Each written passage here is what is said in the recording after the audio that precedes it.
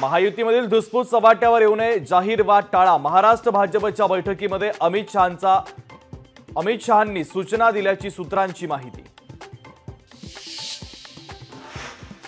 राज्यात विधानसभेलाच तिसऱ्या आघाडीचे संकेत। बच्चू कडू, संभाजीराजे आणि राजू शेट्टींचा मराठवाड्यात एकत्रित नुकसान पाहणी दौरा।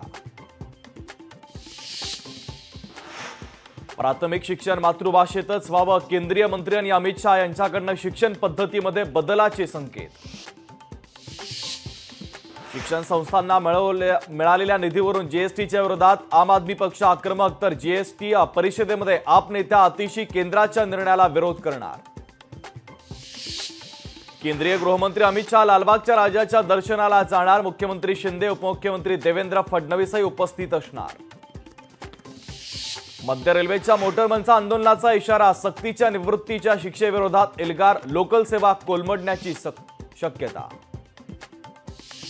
पॅरिस पॅराऑलिम्पिकमध्ये स्पर्धेत भारताचा पदकांचा विक्रम। 7 सुवर्ण पदकांसह भारताच्या खात्यात एकूण 29 पदकं। लोकशाही मराठी ऐका, पहा, जागरूक रहा।